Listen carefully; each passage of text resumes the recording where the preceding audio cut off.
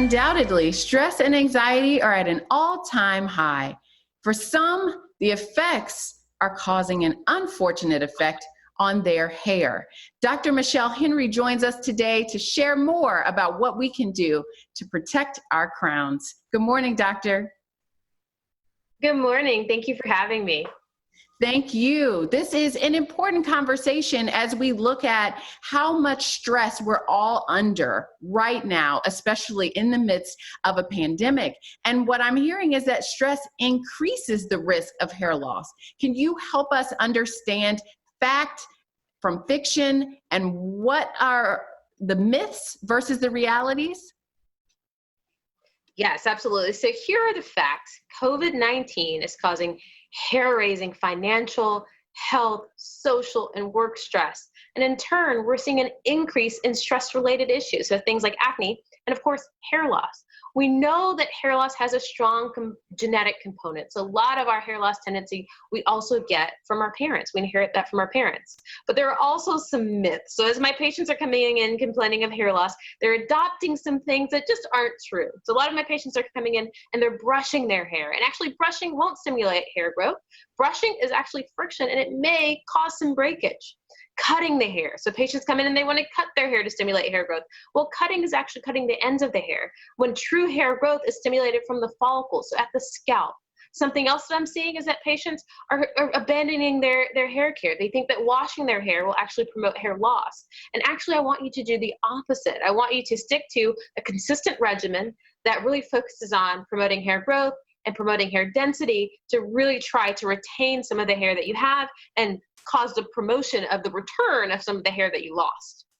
And when we think about hair growth and the promotion of that hair growth, we're really talking about health from the inside out. So there are some things that we need to keep in mind as we look at our mental and physical health that's definitely going to have a one-to-one impact on our hair.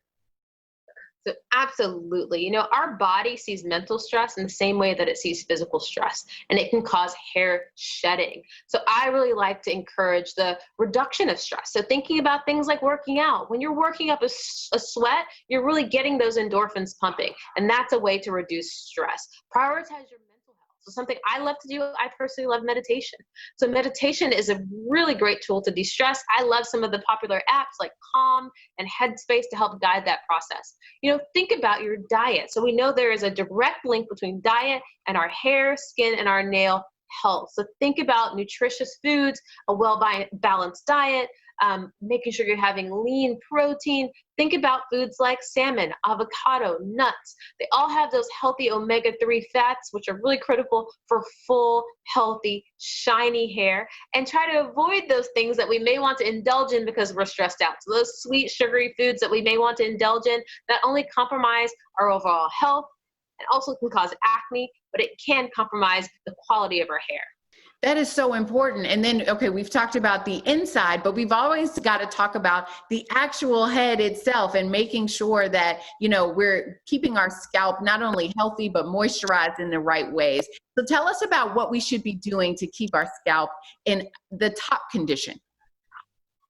So, I often say that hair care is scalp care, and it's often something that we neglect. When we talk about skincare, we talk about exfoliating and moisturizing and all the things we know that are critical and essential to having healthy skin are also critical and essential to having a healthy scalp. So our scalp is literally an extension of our facial skin.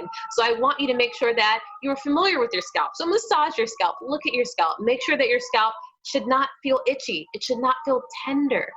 When you're looking at your scalp, you should not find that you have a buildup of dirt, oil, debris, or scale or flakes. And if you do see those things, you need to treat them because it can compromise your hair health. One solution that I like is the Nioxin Purifying Exfoliator and the 3-part system. So the purifying exfoliator will immediately get rid of that scale, oil, dirt, and debris so that you get rid of hair compromising inflammation. And then the 3-part system contains a shampoo, a conditioner, and a scalp treatment. So we really are treating those hairs when they grow to help promote their retention. That is incredible. Having a system that really assists us in correcting some of the issues that we've either had prior to pandemic or have gained in the midst of pandemic is so important. So where do we learn more about this system? So if you want to learn more about hair loss, of course, if you have new onset hair loss, I always recommend that you see your dermatologist because we want to be certain that our hair loss is not due to any underlying conditions. And if you want to learn more online, I recommend the American Hair Loss Association. So the American Hair Loss Association is a wealth of information, and you can learn about types of hair loss. You can look at other resources. It will direct you to where you can find a hair loss provider. So those are probably some of my top recommendations. Well, thank you so much for being with us today. We so appreciate this information. Thank you. Thank you for having me. For those of you looking to learn more, please visit our website at wtvr.com/VTM. Wow, Andreas, that was so, I just busted a whole bunch of things that I thought I knew completely apart. First of all, you know, the old saying, if you cut your hair, it'll grow more. I always thought that was true.